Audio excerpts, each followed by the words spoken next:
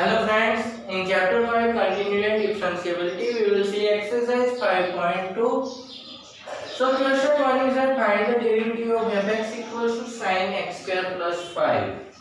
So f dash x equals to d by dx of sin x square plus 5 means sin x square plus 5 derivative with respect to x. So here two functions, composite function is given, so we apply the chain rule. So sin x square plus 5, now we know that sin x derivative is the cos x, and so sin x square plus 5 derivative will be cos x square plus 5, and the second function is x square plus 5, its derivative with respect to x, so d by dx, x square plus 5.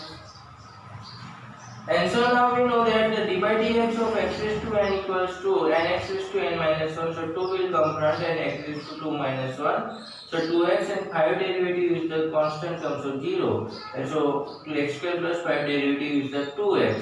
And so the final answer is 2x into cos x square plus 5. Now question 2 we are given that fx equals to cos sin x. So here derivative of cos sin x we take, so first outside cos function is there, and cos function derivative we know that minus sin x, and so cos sin x derivative will be minus sin x, and the second function is the sin x, its derivative is to sin x, sorry x. So derivative of sin x we know that it is cos x, and so final answer will be minus cos x sin x.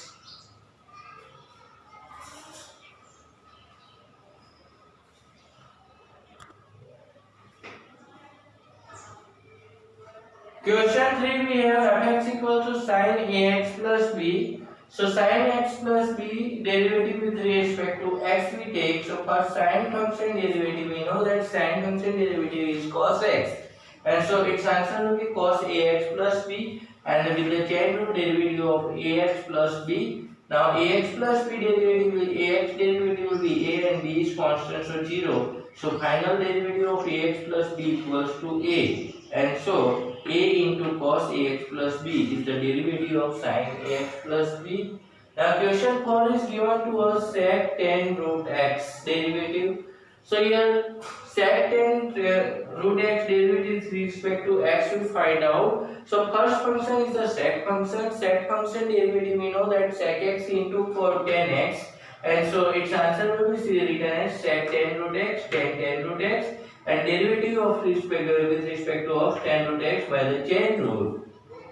So in the next step we will write sec 10 root x, 10 root x, and 10 root x derivative. So we know that 10 x derivative is the sec square x, and so 10 root x derivative will be sec square root x, and by chain rule d by dx of root x means root x derivative with respect to x. So now again we will next step we will write sec 10 root x, 10 root x, sec square root x, and root x derivative we know that 1 by 2 root x, and so final answer we have sec 10 root x, 10 root x, sec square root x upon 2 root x.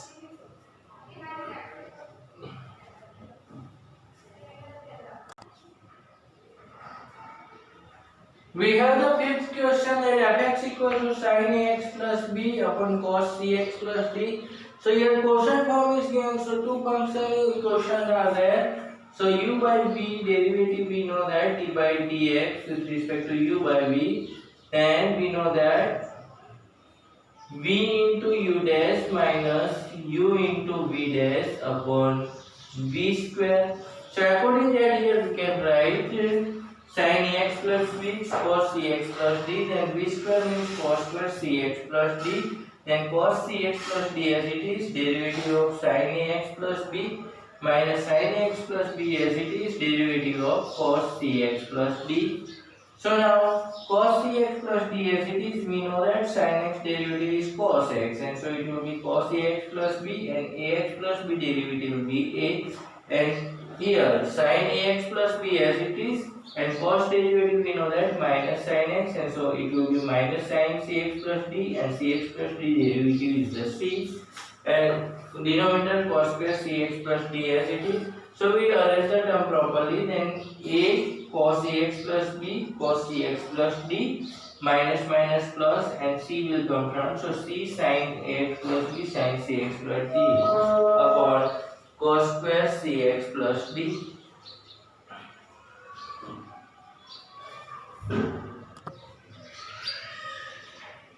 We have the sixth question, cos x cube minus into sin square x raised to 5.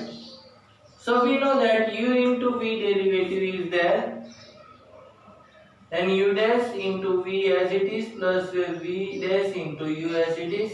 So here cos x cube as it is, and dy dx sin square x raised to 5 derivative, sin square x raised to 5 as it is, and derivative of cos x cube with respect to x. So cos x cube as it is and sin, now we know that 2 power is there, so it will come from, so 2 sin x raised to 5, and derivative of sin x raised to 5, and here sin square x raised to 5 as it is, cos derivative is a minus sin x, so minus sin x cube, and derivative of x cube. So here 2 cos x cube sin x raised to 5 as it is, and derivative of sin we know that cos, and so it is cos x raised to 5, and derivative of x raised to 5 minus sin square x raised to 5 as it is. Now minus plus minus made, and sin x cube as it is, and x cube derivative is the 3x square. Now here 2 cos x cube as it is, sin x raised to 5 as it is, this cos x raised to 5 as it is, and x raised to 5 derivative is the 5x raised to 4 minus 3x square sin square x raised to 5 sin x cube. Now from here we arrange the term, then we can write 2 5s are 10 x raised to 4 cos x cube sin x raised to 5 cos x raised to 5 3x square sin square x raised to 5 sin x cube. Now we know that 2 sin theta into cos theta, then sin 2 theta. So this also we can write 5x raised to 4, and here 2 we take, then 2 sin x raised to 5 cos x raised to 5 combined will become sin 2x raised to 5 3x square sin square x raised to 5 sin x cube.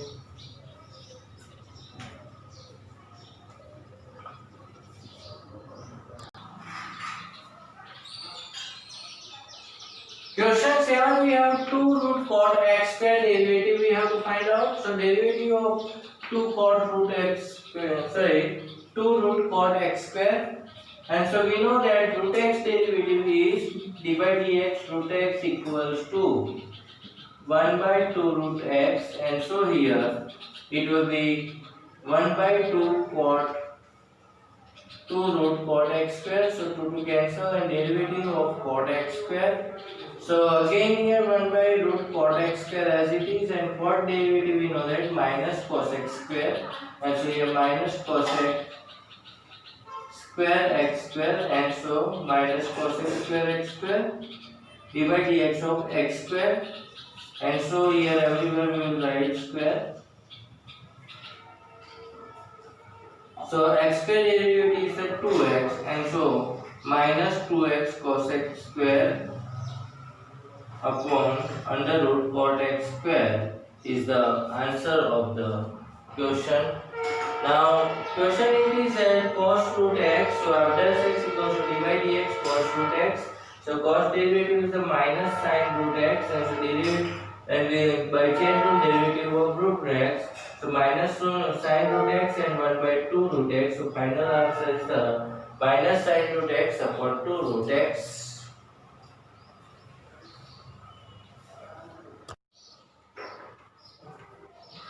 We have question 9 that show that fx equals to modulus x minus 1 is not differentiable at x equals to 1. So we know that if limit x tends to 1, fx minus f1 upon x minus 1 exists, then given function is the differentiable function. So to existence of this we have to show the left hand side and right hand side limit exist. So first we check the left hand side limit x tends to 1 minus fx minus f1 of x minus 1.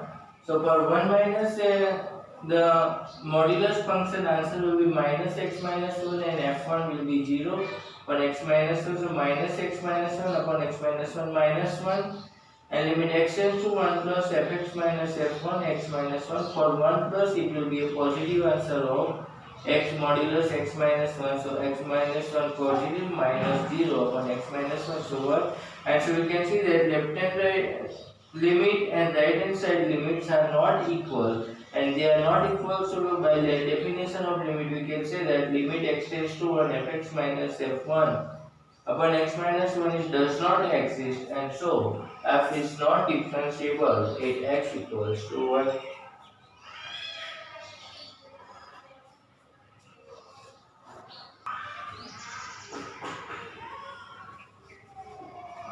Question 2 we have, question 10 we have, fx equals to integral function x between 0 to 3 is not differentiable at x equals to 1 and x equals to 2. We have to show that. So we know that if limit x tends to c fx minus fc upon x minus c exists, then f is differentiable at x equals to c. According to that integer function fx will define that between 0 to 1 fx value will be 0, including 1 between 1 and 2 fx value will be 1, including 2 between 2 and 3 fx value will be 2, and in x equals to 3 fx value is 3.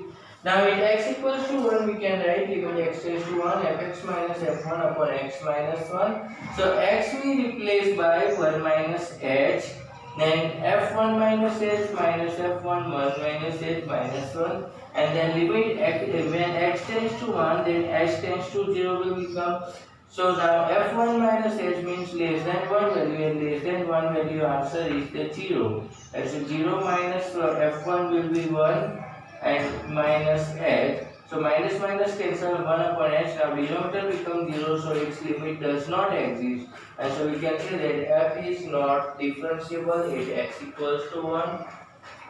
Similarly, at x equals to 2 we find out the limit x tends to 2 fx minus f2 upon x minus 2. So again x is replaced by 2 minus h, then x tends to 2 will convert into h tends to 0. So limit h tends to 0, f2 minus h minus f2 upon 2 minus h minus 2. And so here f2 minus h for 2 less than the value is the 1, and so 1 minus 2 upon minus h will be 1 by h, and again h denominator 0, so this limit does not exist, and limit does not exist, so we can say that f is not differentiable at x equals to 2.